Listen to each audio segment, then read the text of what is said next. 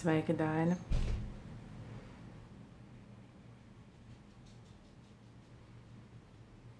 Sveika, Ilze.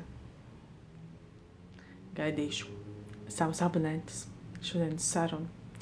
Bet nav saruna kā parasti, pēc tam tiks leju pielādēta un augšu pielādēta un būs pieejama tiem, kas no abonentiem šodien netiek. Nav uz vietas. Mums šodien visādi darbiņi pa mājām, tā kā es ceļoju pa istabām. Ceļoju pa istabām, tagad stūrīts ir atrasts, kur būs brītiņi mazliet miers. Un kā jums šitas karstums? Ir forši? Tāda riktīga vasara. Vasara. Mirklīt vēl pagaidīsim pārējos, lai ir bišķiņi vairāk pa 2 no jums. Kopā jūs esat, manuprāt, arī, ko man rāda 22. Varbūt kāds vēl laiva laikā pievienojās, kļūst par abonentu. Pārāk karsts, Ilzīt, pareizi ir pārāk karsts. Tā, ka nevar gaisu ievilkt. Pāri pagalmam tad sajūta, ka soma pirts. Strādāt arī grūti tādā laikā, jā. Nevar saņemties. Un vienīgi labi, ka, ja man darbā, tad tur ir ziemeļa puse galīgākā ēna. Mājā iekšā arī ir ok. Bet, ka jāiet ārā, nu tad tā ir kā ir. Tā teikt labi, ka nav nekādu pasākumu, nav jāiet saulē cepties. Tā jau mums tā saulīte patīk un ir vajadzīga, bet viņa tāda ļoti, ļoti karsta. Šodien mums tēma ir par gaismas spēkiem, par gaismas lauku un gaismotajām enerģijām kā tādām. Būtībā tas ir vairāk tā doma par šo te pašizaugsmes ceļu. Tas ir tas, nu, ko mēs ejam un ko mēs šeit daram. Arī tie no jums, kas iet tagad 21 dienas prakses miedarbībā un caur meditāciju, ar gaismas pasauli. Un kas tas īsti ir un kā tas notiekās. Reizēm gribās to izpratni un to sapratni un sajušanu. Nu, kāpēc ir reizēm kā pa kalniem, vai ne? Viena diena ir labāk, nākamā dienā atkal šķiet, ka tu esi atpakaļ tur, kur bijis. Tādās šūpolēs šūpo. Jo vispār jau tas dvēseles ceļš kā tāds dvēseli, kāpēc šeit ir atnākusi, viņa ir atnākusi piedzīvot to, no to tieši to fizisko realitāti. Un tā realitātes piedzīvošana viņa iet cauri daudz dažādiem apziņas līmeņiem, sākot no zemākā, un tad līdz visam augstākajam. Bet nevajag aizmirst, ka visur klāt paliek tomēr tā fiziskā realitāte. Tie notikumi, kas notiek, kas ir jāpiedzīvo, un tā reālā pasaule, kas ir mums apkārt, ir tā, caur kuru tad vispār var miedarboties un kaut ko mums parādīt. Un tāpēc arī tiek veidotas dažādas miedarbības gan ar citiem cilvēkiem, gan ar vispār kaut kādām notikumu virknēm kā tādām, un arī ietekmi uz kaut kādu fizisko ķermeni, lai mēs kaut ko saprastu. Saprastu, saredzētu un sajustu. Nu, lūk. Un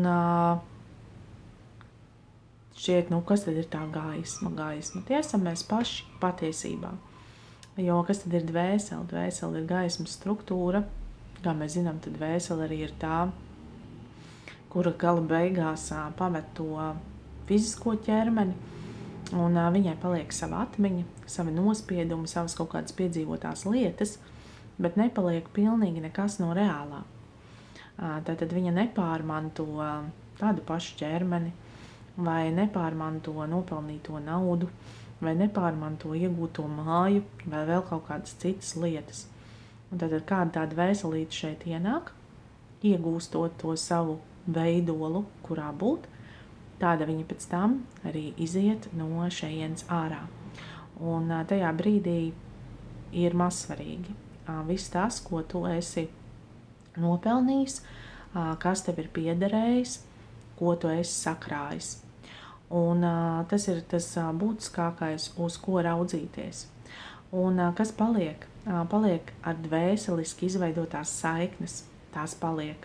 Un tādēļ tik būtiski ir pievērst uzmanību, kādas ir tās saiknes, kuras mums izveidojās.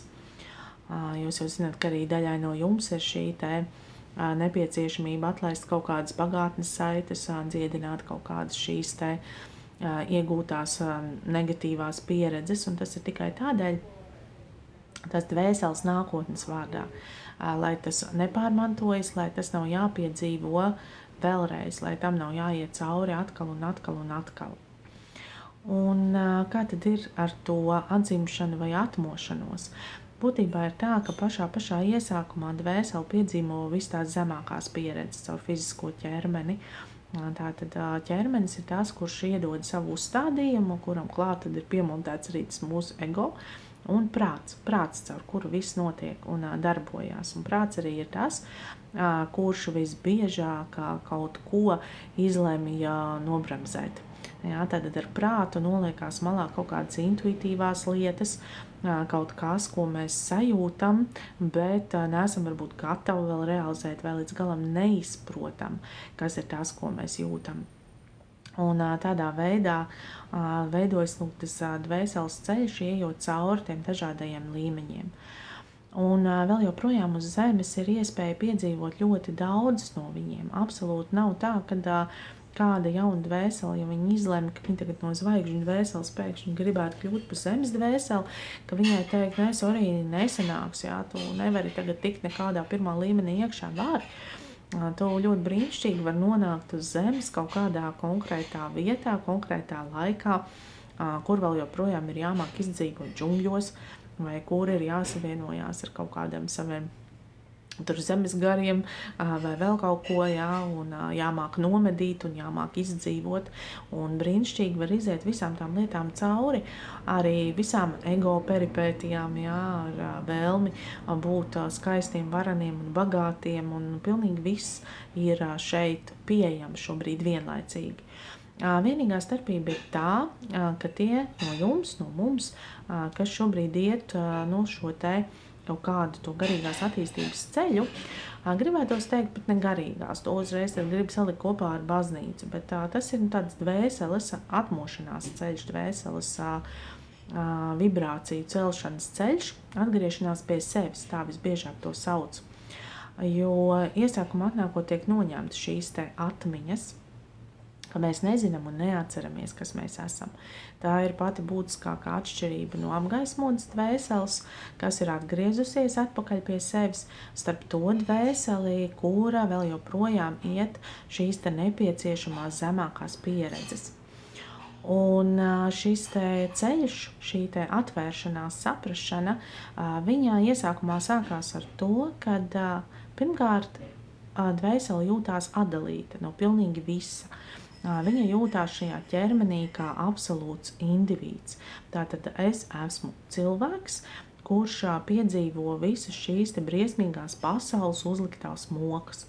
Un es cīnos ar to pasauli, un vienā brīdī es nolemu, ka kāda jēga viņa cīnīties, tāpat neko nevaru izmainīt. Jā, tie ir tie pirmie tādi pirmie apziņas līmeņi, kuriem iet cauri, kad svarīgākais ir dzīvot un izdzīvot. Izdzīvošanas instinkts kaut kāda, pēc tam tālāk mums tur ienāk visas karjeras kāpnes un visas tās lietas, tātad cilvēku vidū izcelties, izveidot sev kaut kādu tēlu, bet daudz kas no tā, protams, paliek. Paliek arī ejot uz priekšu, sākot domāt savādāk, vienalga. Šīs lietas paliek, jo ir jau kaut kāda arī nepieciešamība iegūt sev kādu to mazo ambīciju, jā, lai mēs vispār vēlētos mainīties, lai mēs vēlētos kaut ko savādāku. Bet tas, kas traucē, tas traucējošais faktors, tajā visā ir mūsu ilūzija. Kad mēs tajā brīdī, kad kaut ko nolemjam, kaut vai iet tās pašas enerģētiskās prakses vai vēl kaut ko, mēs sevi izveidojam ilūziju, kas galā būs.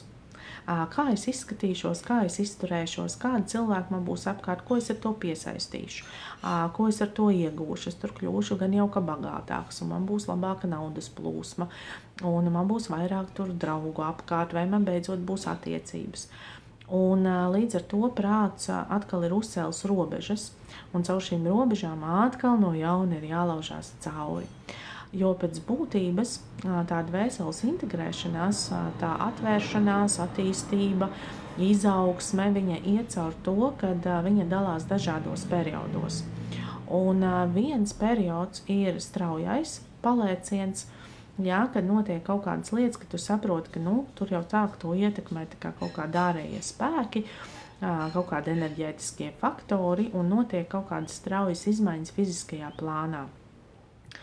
Un vienmēr pēc šīm straujajām izmaiņām nāk nākamais sagatavošanās posms, ko mēs atkal šeit izjūtam caur to savu prāta prizmu kā kaut kādu pauzi un apstāšanos.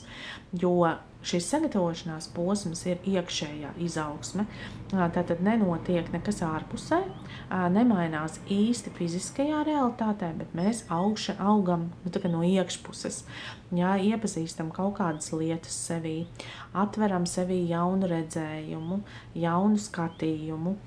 Un šīs pauzītes ir tās, kurās bieži vien tiem, kas jau ir kaut kādu rūpīgi garu ceļu gājuši, ir sajūta, ka viss jālec nost. Šits man neder, labvakar, Regija. Šits man neder, jā. Man kaut kas nesanāk, neizdodas. Man tur tagad nepiesaistījās, ja tur jaunais draugs vai nerealizējās jaunas mājas iegāde vai vēl kaut kas. Bet patiesībā tas norāda tikai uz to, ka tu jau esi lielu darbiņu paveicis, tātad kaut kādas izmaiņas ir bijušas, jā, vai pašrealizācija ir pamainījusies, vai kaut kas varbūt ir izdevies izskāpt no destruktīvām attiecībām, vai noticis vēl kaut kas patiesībā ļoti svarīgs priekš tavas fiziskās realitātes. Un tad nāk tas nākamais posms, kad ir jāsaprot, ka kādu brīdi tev būs jāpavada laika ar sevi. Tev būs jāiepazīst savs jaunais es, sevī jaunatklātās lietas, jāliek lietā savas iegūtās zināšanas, un pēc tam rūpīgi atkal ejot cauri, turpinot ar sevi strādāt un darboties, un miedarboties ar šo gaismas pasauli, tev atkal būs kaut kāds periods, kurš atkal būs šis straujais izlēciens, kur atkal notiks izmaiņas fiziskajā realitātē, kur atkal tu reāli redzēsi taustāmus un redzamus notikumus, un pēc kā atkal. Tieši tas pats nāks atkal iekšēji. Kāpēc? Tāpēc, ka tā ir šī sagatavošanās katrai nākamai klasei. Jo, ja mēs tagad paņēmtu, piemēram, kādu cilvēku uz ielas, kuram nav nekā, kurš tur vienkārši sēž, lasa pudeles, un iedotu viņam, piemēram, 1 000 000 naudiņas, kā jūs domājat, cik ļoti apzināti viņš šo naudu ieguldītu un iztērētu? Vai viņš viņu ieguldītu savā pašizaugsmē, vai viņš sev ieguldītu kaut kādu dzīves pamatu nodrošināšanā, vai viņš to kaut kādā veidā ar šo te iegūto finansi miedarbotos kaut kādā augstākā labuma vārdā? Visdrīzāk nē. Viņam būtu iespēja apmierināt kaut kādas savas tā brīža vajadzības, kuras iespējams viņš apmierinātu ļoti spēcīgi, ja? Un ātri, un viss, un tās naudiņš beigtos. Ja? Tas tāds salīdzinājums ar materiālo pasauli. Un tieši tādēļ ir šie sagatavošanās posmi un tā iekšējā gatavība.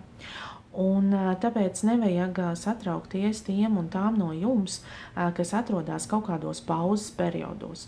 Pauzes periodi var iestāties dažādās jomās. Viņi var iestāties attiecību jomā. Tātad viens beidzās un ilgi nedod citus. Piemēram, pēc pēdējiem tādiem signāliem, tā teikt, no augšņām, ir tas, ka šie te izaugsmes periodi ir ļoti atšķirīgi. Vienam varbūt tie 10 gadi, un citam varbūt pat visi 50.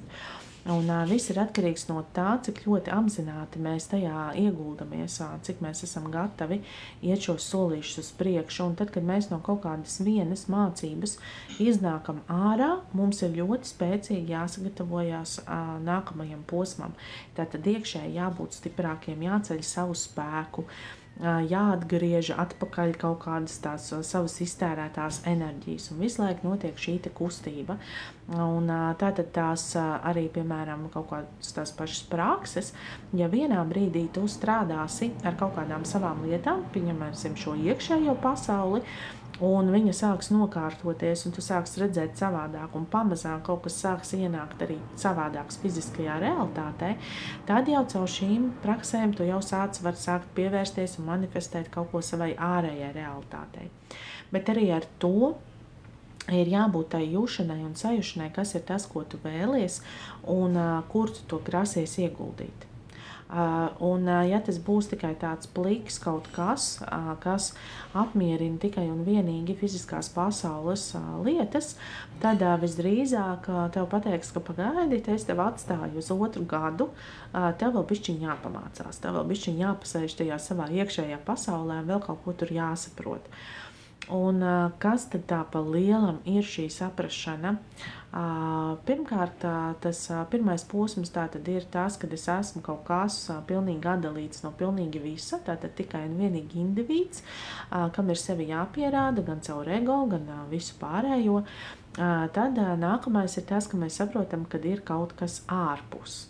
Kad ir kaut kas ārpus, kas var palīdzēt, vai tie ir gaismas pavadoņi, vai cits tur dievam pievēršās, vai vēl kaut kam, vai eņģelīšus sadzird, vai satiek varbūt savā ceļā kaut kādu skolotāju, ko viņš pat varbūt neuztver kā skolotāju, bet tas ir kāds cilvēks, kurš, kā dvēseli ienāk tavā dzīvē un sāk iedot savādāku redzējumu uz notikumiem un miedarbībām. Tātad verās vaļā tas jaunais redzējums. Un attiecīgi tātad nāk iekšā atkal tā sapratne, ka ir kaut kas vairāk, ka nav tā, ka esmu tikai es. Tātad kādam ir kaut kādas vēl zināšanas. Un tad sākot darboties ar tām zināšanām, ko dvēselē iedod, dvēsele nonāk nākamajā līmenī. Nākamajā līmenī jau viņa māk šīs zināšanas pielietot un sāk saprast, ka viņa pati kaut ko zina un jūt. Un tad, kad nonāk līdz tam, kad es pats un pati kaut ko jau zinu un jūtu, tad sākās atkal šī te iešana uz priekšu, un tad notiek tās visas atkal izmaiņas, un tev iedod to redzējumu, sapratni un arī notikumus un cilvēkus apkārt, ka tu spēj piedzīvot to, ka tas viss ir tevī pašā, pilnīgi viss, un ka tur vairs nav ne tas skolotājs vajadzīgs, ne tas kaut kādas zināšanas kaut kur lasīt un smelties, bet ka tu sevi iekšā zini ļoti, ļoti daudz. Un tas jau tad ir tas augstākais punkts būtībā, tā atgriešanās atpakaļ pie sevis, pie savas dvēseles un pie savām dvēseles zināšanām. Un kā strādā gaismas spēki, viņa būtībā nevienu brīdī savas atsūtītās dvēseles daļas uz šejien nepamet. Tātad nav tā, ka te atnāk pilna dvēsele. Atnāk daļa, procentuāla daļa, tātad enerģētiskā daļa, kurai nepieciešama konkrēta paredzēto uzdevumu veikšanai. Un tādēļ arī rodās šī iespēja, ka tu vari ar to savu augstāko es, jeb šo atstāto saikni ar radītāju, savienoties un iegūt sev nepieciešamo informāciju. Tas tad arī ir tas meditatīvais, jeb enerģētiskās dziedināšanās process. Un tad, kad tu esi gatavs vai gatava, tad arī tev šīs te enerģijas pamazām ienes un integrē. Jo, ja viņas tev būtu bijušas ātrāk, tad tu kaut ko nepiedzīvot, vai kaut ko nepieredzēt, vai kaut ko nesaprastu, kas tev šajā dzīvē ir bijis būtiski pieredzēt un saprast. Un caur to arī nāk tas, kad viss notiek tikai un vienīgi īstajā laikā un īstajā vietā. Nekas nevar notikt par ātru vai par vēlu. Mūsu prāts ir tās, kurš nāks un teiks, ka, cik ilgi var gaidīt, kas tas tāds te vispār. Labāk parūpējies, lai tev būtu ko ēst, labāk parūpējies, lai tev jumts virs galvas. Ja? Tad atkal kritīs vairāk vai mazāk iekšā tikai un vienīgi fiziskā plāna izpildē. Un tad tā dvēsele atkal viņa paies bišķi malā un teiks, ka jāpagaida, te atkal notiek prāta cīņas. Un būtībā šie te gaismas pavadoņi, viņi ir tie, kas ir no mūsu dvēseles grupas, kas ir izveidojuši konkrēto plānu kopā ar tevi pašu, ar to zinošo tevis daļu, un attiecīgi ir klātesoši. Un katrā mirklī, kad tu esi gatava ar viņiem iedarboties, viņi nāk solīt pretī. Jo uz zemes vissvarīgākais un būtiskākais ir brīvās gribas princips. Tātad pateikt skaļi vai pateikt savās sajūtās. sajust, ka ir pienācis laiks, sajust, ka es vēlos kaut ko mainīt, sajust, ka es vēlos saredzēt vairāk, ka es esmu gatava doties uz priekšu, ka ir pienācis tas mans īstais laiks un es vēlos uzzināt. Jo ļoti brīnišķīgi ir izveidota prāta pasaule. Viņi ir uzradījusi daudz un dažādus mehānismus, kas caur tādu ļoti praktisku pieeju daudz šos kanālus ir nobloķējusi, kur šķiet, ka nē, ar šito gan es neiedarbošos, vai tur Dievu vārdā es nesaukšu, tāpēc, ka tas uzreiz tad es būšu tur sektants un baznīcnieks. Un tad ir jāsāk meklēt citi vārdi, kā to teiksim, nodēvēt. Ja? Un ļoti daudz tiek izveidot prāta bloki no negatīvajām pieredzēm. Kāpēc tieši ar šo vārdu bieži vien ir negatīvā pieredze un iekšēji ļoti liela pretestība, un līdz ar to arī smiešanās varbūt par tiem cilvēkiem no to puses, kas ir neapzinātākā līmenī? Jo ir dvēseles pieredzes no tā, kā vispār tika izveidota tā fiziskā struktūra, tas egregors, ja? Tad tur gāja visiem tiem kariem pāri un visādām tām lietām, un dvēselēm ir ļoti, ļoti spēcīgs tas nospiedums palicis arī no iepriekšējām dzīvēm, tāpēc bieži vien kaut ko tavu izdzirdot jau vārdu vien, ja? Gribās no tā novērsties. Bet tajā pašā laikā, tad, kad ir runa par gaismas skolotājiem, par šiem te augstajiem skolotājiem, viņu vidū arī ir Senanda, kuru tur kristietībā sauc par Jēzu Kristu, ir tā pati viņa sieva, protams, ļoti daudz, kas caur fizisko realitāti, lai panāktu sev vēlamas lietas, ir noklusēts. Izveidots, tātad tā informācija izveidota tāda, lai caur viņu varētu manipulēt ar cilvēku, bet tie vienalga ir šie uz zemes bijušie gaismas skolotāji tieši tajā laikā un tajā vietā, kad viņi bija un kad viņus maz saprata. Tādēļ arī viņu fiziskā realitāte beidzās tieši tā, kā viņi beidzās.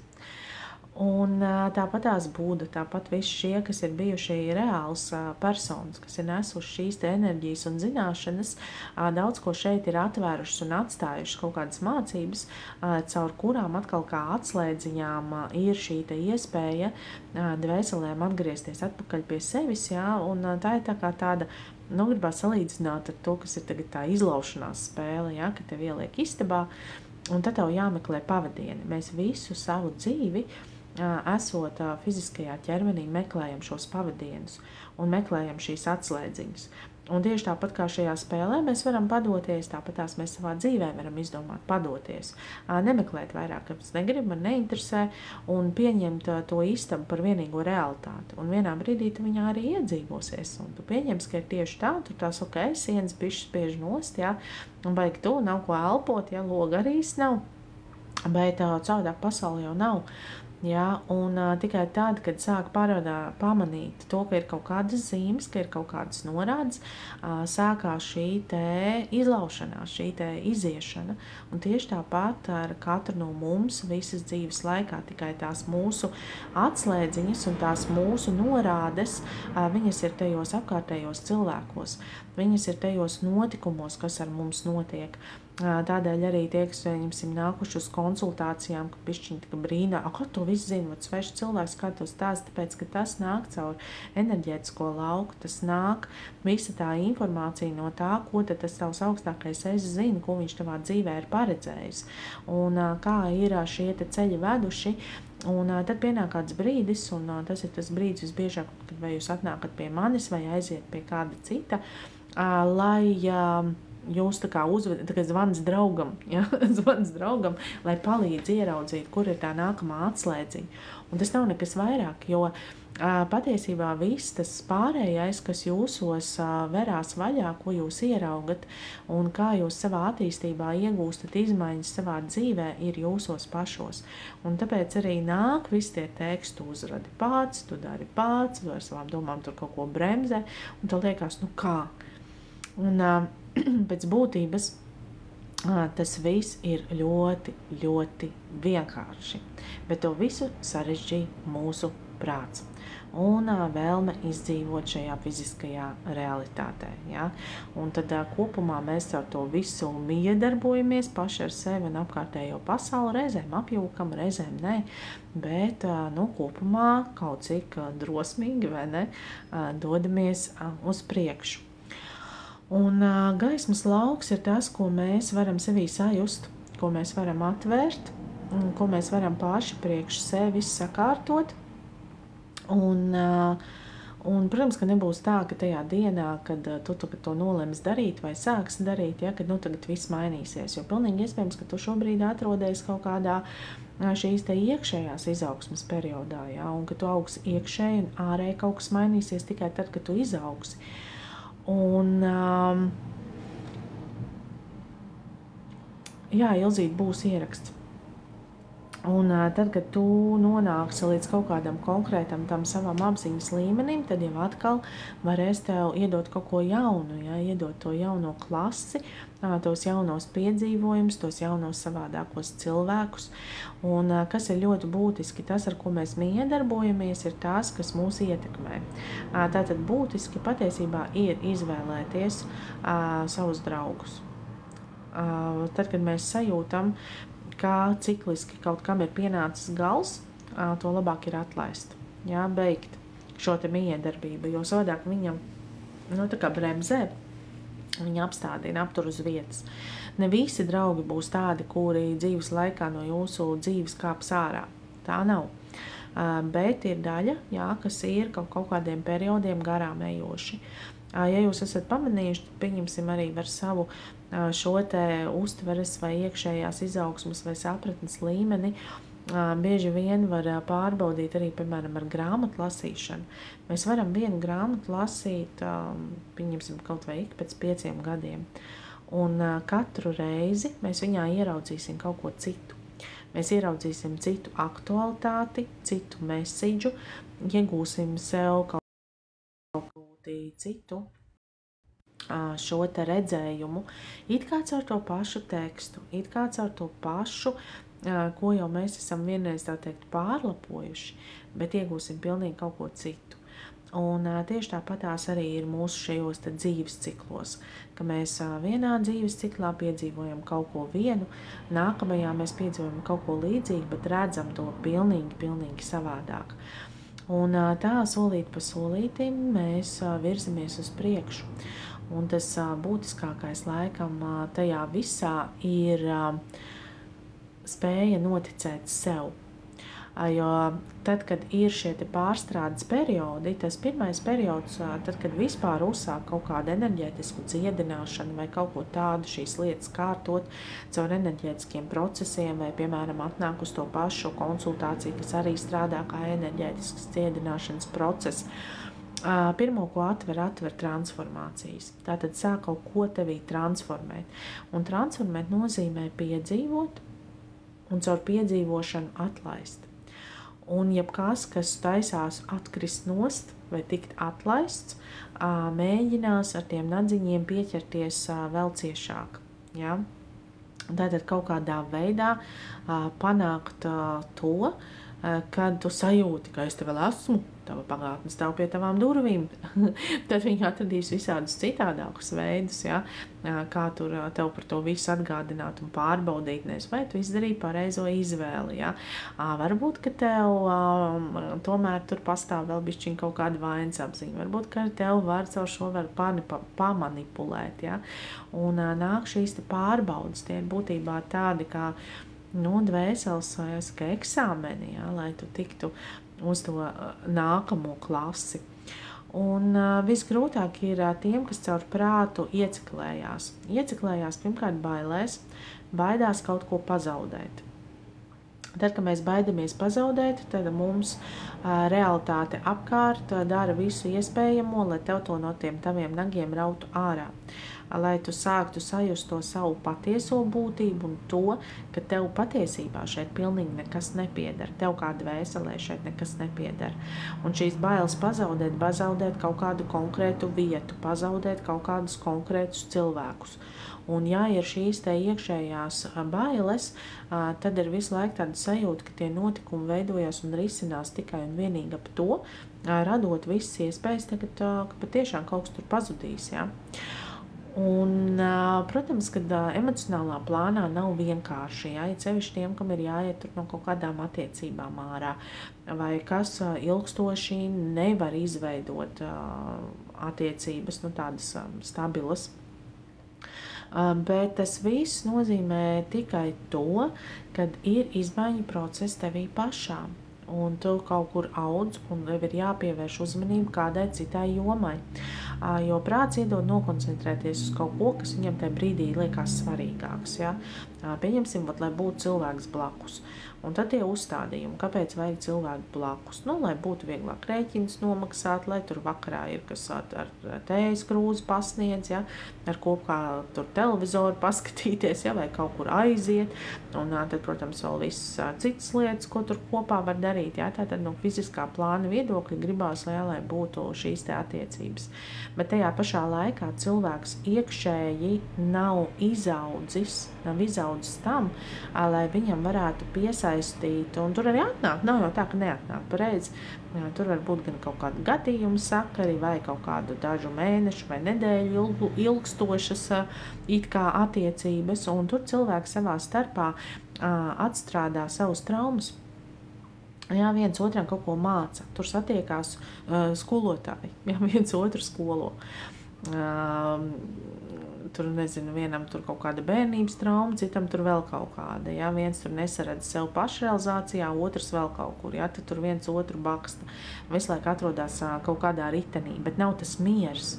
Jo tad, kad tu nonāc tajā harmoniskajā miedarbībā, jā, notikumi turpinās, tāpat tās ir šķēršļi, kas ir jāpārvar ar fizisko realitāti, tāpat ir jāturpina miedarboties, tāpat viss ir vajadzīgs, jā, kas tam ķermenim ir jānodrošina, jā, gan tur māja, gan ēdiens, gan viss pārējais, bet emocionālā plānā ir miers, jā, jo ir atbalsts.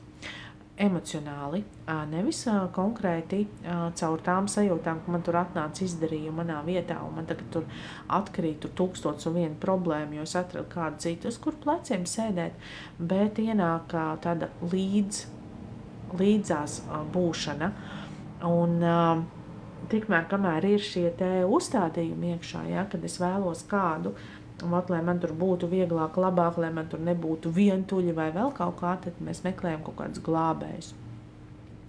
Un tās norādīja, ka vēl nav noticis šis iekšējās izaugsmes process. Tātad iekšēji vēl nav sasniegta kaut kāda pilnība, kas ir nepieciešama.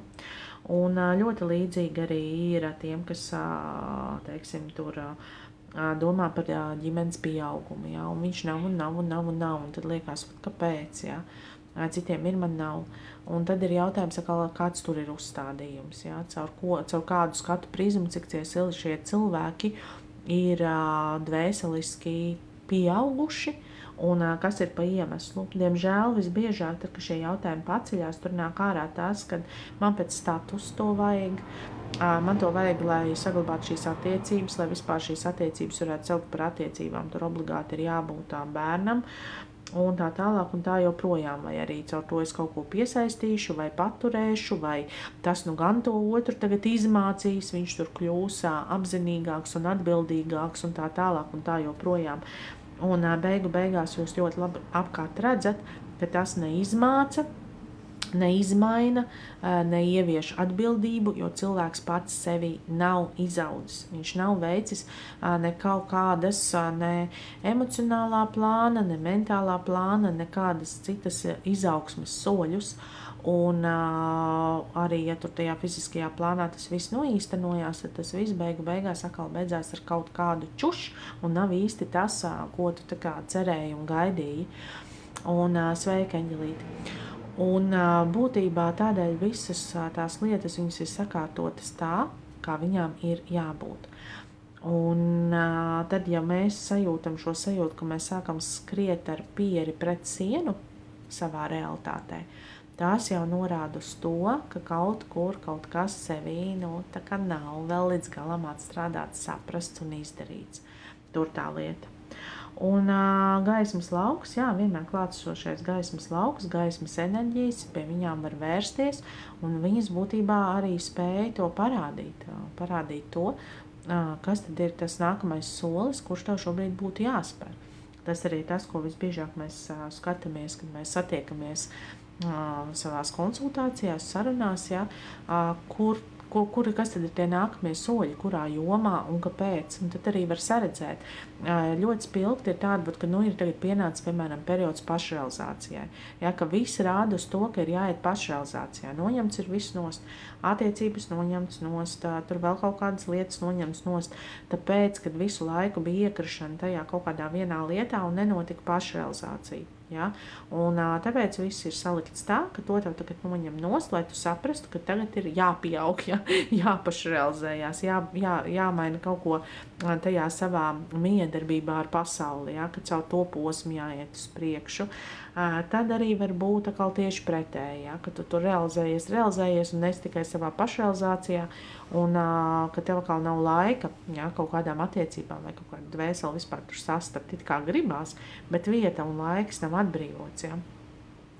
Un būtiski ir tas, ka caur šādiem šiem enerģētiskiem procesiem, ko mēs būtībā kārtojam caur to gaismas pasauli, mēs apzināti tātad lūdzam kaut kādu šo dziedināšanu, iepriekšējo dzīvi, traumu dziedināšanu, šajā dzīvē iegūto lietu dziedināšanu, miedarbojamies, jā, tur arī ar kaut kādām karmiskajām lietām, kas ir atstājušas savus nospiedumus, kur ir kaut kāda līguma noslēgta. Un tad jau parasti rodās jautājums, kā tad tas līgums noslēdzās, jā, no sērijas nolika priekšā kontraktu, katrs kaut ko uzrakstīja un parakstīja. Var arī tā. Jā, tur jau pat tā, man liekas, ir vesela grāmata par šo sarakstīt, ar ko tik līgumu nevar noslēgt un vēl parakstīt ar pašu vēlnu vai ne. Bet šie līgumi viņi izveidojās ļoti ātri, un viņi izveidojās kosmos, visums ir dzirdīgs. To mēs bieži vien aizmirstam, ka viņš ir dzirdīgs, un mēs tādus līgumus varam noslēgt ļoti ātri. Tad, kad ieiet divi cilvēki visai kaut kādās neapzinātās attiecībās, un viņi sāk zvērēt, es tev mīlēšu tevi mūžam, jā. Nezinu, tur visas dzīves tev par šo būšu tagad pateicīgi, ko tu izdarīji manā labā. Frāzes, viņas izskan gaisā un izveidojas līgums. Ir ļoti jādomā patiesībā līdzi vārdiem, ko tu pasaki skaļi. Viņus dzird, viņus pieņem, viņus dzird un viņus piefiksē. Un tā veiksmīgi izveidojās šīs saiknes. Tad, kad ir šī pagātnes saišu atlaišana, kad iet cauri tiem procesiem, lai atbrīvotos no kaut kādas miedarbības, no iepriekšējām attiecībām, vai no kaut kādiem cilvēkiem, vai no enerģijām, no kā gribās atbrīvoties. Arī tur ir būtiski iedziļināties sevī un palūgt, lai tev iedod to informāciju, kurā brīdī un ar kādiem vārdiem tu šo līgumu noslēdz. Jā, varbūt, ka tu to izdarīji, teiksim, pavisam nesen, pateici kaut ko tādu, kas tev izveidoja tādu piesaisti, ka tur tagad 3 gadi ar viņu jācīnās. Un jo ātrāk viņu sajūti un saproti un pieņem to, ka jā, tas bija neapzināti, jā, un es tur kaut ko caur šo saviem vārdiem izveidoju, ir atkal vieglāk to palaist vaļā. Jo tas tāds gaismīgas, teiksim, vai redzīgas, jūtīgas dvēseles redzējums pret apkārtējām dvēselēm labākajā gadījumā tomēr būtu tāds, kad mēs tātad neviens nevienam nepiedaram, neviens nevienam nesam neko parādā. Ne mēs vecākiem, ne vecāki mums, ne mēs saviem partneriem, ne partneri mums. Mēs katrs esam individualitāte. Un jautājums, cik sadarīgas individualitātes mēs esam, ja? Un šī sadarība tad arī tā, kas tā kā norāda to, kā kopā jūtās, kā spēj sadzīvot, kā spēj miedarboties, cik harmonisks ir miedarbības, cik viens otru spēju kaut kur atbalstīt, bet tik līdz ienāk tas, kad es to otru gribu izmainīt. Man vajag, lai viņš dara tā un tā, jā, vai viņa. Un vispār, un šitam tagad es pa spīti izdarīšu šitā, lai tad vienreiz redz un saprot, tas diez vai nostrādās. Tas tikai ievedīs lielākā bedrītē, no kuras vienalga kaut kādā brīdī būs jākāpj ārā. Un arī tad, kad jums kāds prasa mainīties, nevajag sev nosodīt. Jūs esat labi un labas tieši tādi, kādi jūs esat. Un neviens nav patiesībā tiesīgs atnākt un pateikt, ka šitā nebūs, šitāda tu neesi gana laba, vai šitāds tu neesi gana labs, tev tur jābūt tādam, vēl kaut kādam. Pasaulē ir cik cilvēku? Miljardi cilvēku. Atradīsies kāds, kam šis cilvēks derēs. Neturi, laid vaļā, beidz kalt to dzelzi, jā. Mēs neesam kalēji, mums nav jākaļ citus. Un ar kaut kādu to vainas sajūtu, vai kā tad viņš tagad jutīsies, ja es pateikšu, ka man neder šādas attiecības vai vēl kaut kas, labāk, ātrāk nekā par vēlu. Bet, protams, visi gadījumi nav vienādi, to mēs zinām. Mēs spējam satikt tos īstos. Reizēm attiecībās pienāk arī kaut kāda grīzes punkti, kur vienkārši vienam caur otru ir jāierauga kaut ko jaunu. Un arī tad var nākt palīdzība no šīs te gaismas pasaules, jā, kur arī enerģētiski var darboties caur sevi uz to, kad es sevi, bet nevis otrā, es sevi kaut ko mainu, lai manā tajā enerģētiskajā laukā esot, varētu notikt arī kaut kādas kopējas izmaiņas. Un tas nav pēc kaut kāda prāta pieprasījuma. Bieži vien gribās caur prātu uzlikt, bet kas tad būtu tas, kas manī jāmaina? Tur tas un vēl kaut kāds. Tur zina labāk. Tāpēc neuzlikt robežas nekamā, ko mēs jautājam, vai lūdzam, vai manifestējam, vai vienkārši sevī sajūtam, neuzlikt robežas. Jo bieži vien ir tā, ka tev ir paredzēts kaut kas ļoti, ļoti liels, bet tu ar savu prātu to visu lielumu ļoti, ļoti bloķē. Un tā gadās pilnīgi visiem. Tā gadās gan tev, gan man, gan mums visiem kopā. Jo tas ir ļoti bieži tā, kad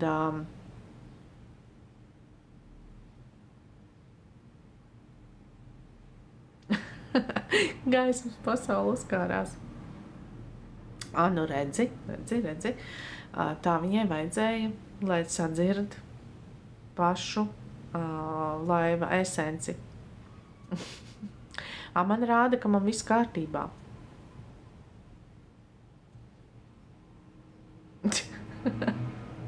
Nezinu, kā būs, tā būs. Pēc tam skatīšos, kā būs, kad lejupielādē.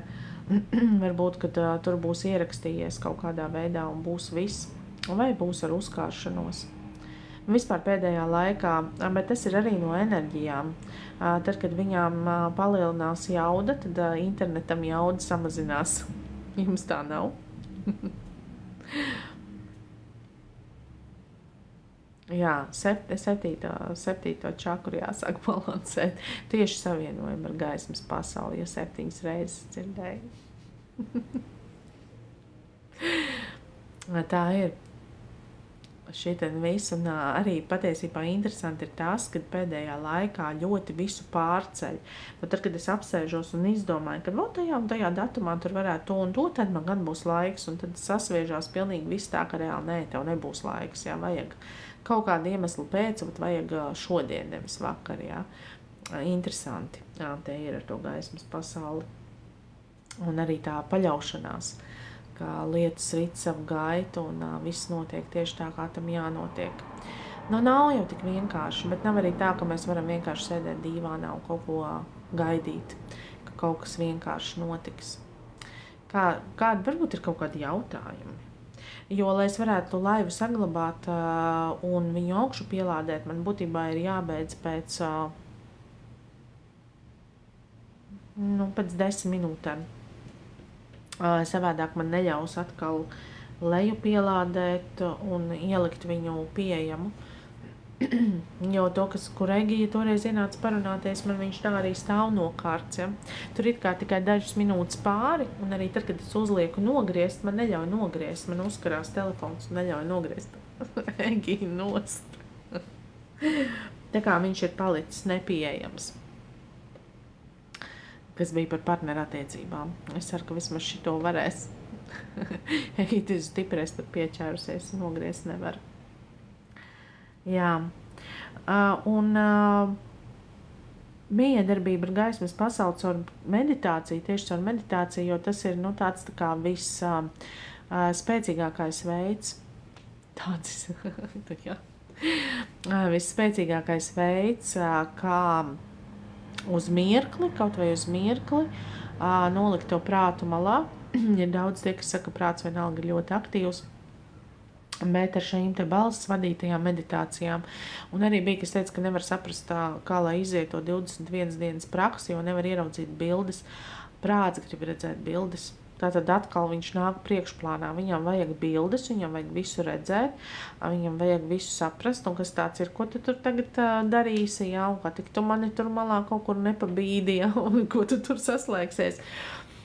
Bet vairāk, jā, tā ir tāda koncentrēšanās uz sevi un uz sajūtām, tās sajūtas, ko iedod. Jo mēs esam pieraduši ļoti daudz reaģēt tieši ar emocionālo plānu. Var klausīties pēc sajūta, var vairāk kā 21 dienu, bet ne mazāk. Bet pēc manām sajūtām ir tā, ka pēc tās 21 dienas iespējams ir vajadzīgs kaut kas jauns. Jāpaskatās, kas ir transformējies. Vai nav tā, ka ir jāveido jau kaut kādu citu pakāpi. Tā kā, lai tu neiesprūstu vienā un tā pašā, lai nerastos kaut kādas tās iekšējās bailes, ka es tagad pārtraukšu un kā tas tagad norealizēsies. Man pašai šitās starp citu bija. Jā. Un līdz ar to var pārlikt viņu jau kaut kādā jaunā pakāpē, taisīt kaut kādu jaunu, ja tā sajūta, ka gribās tā kā vēl turpināt, ja, kad ar to nav pieticies, ja, tad uz to nav, jo tas sanāk gandrīz mēnesis, ja. Var uztaisīt pauzīti.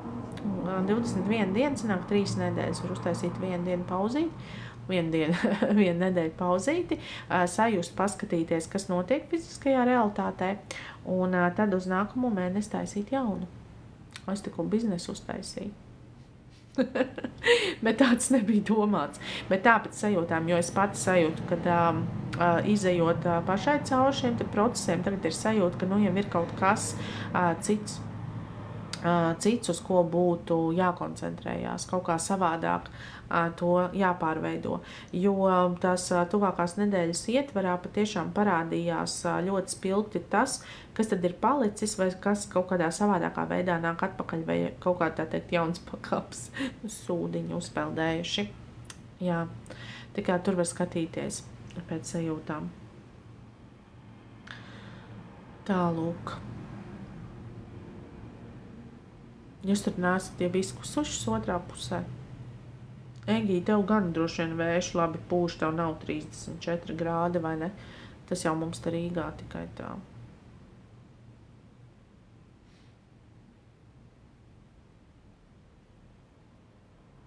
Es ceru, ka mans jautājums neuzkārās.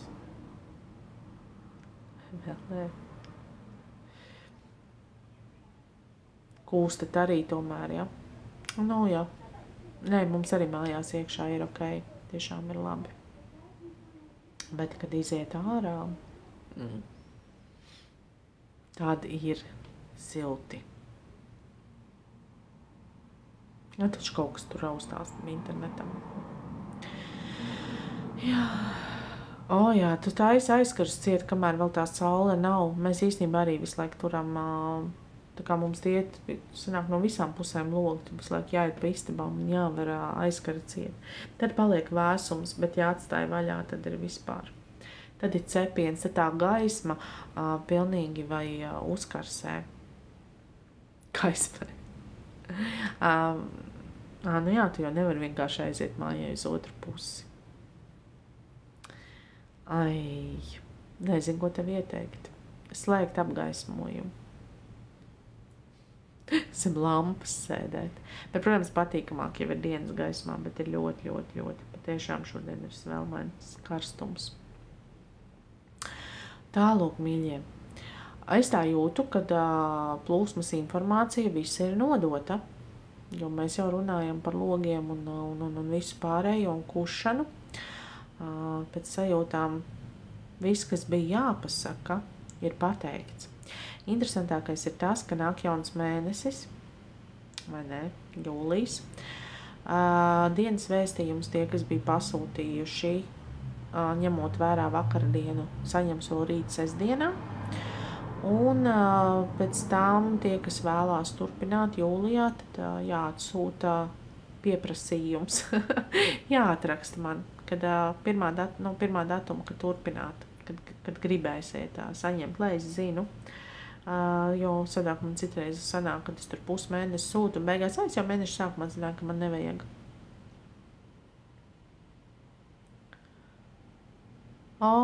Nu tas ir īstais laiks. Bērniem ir sevišķi zils.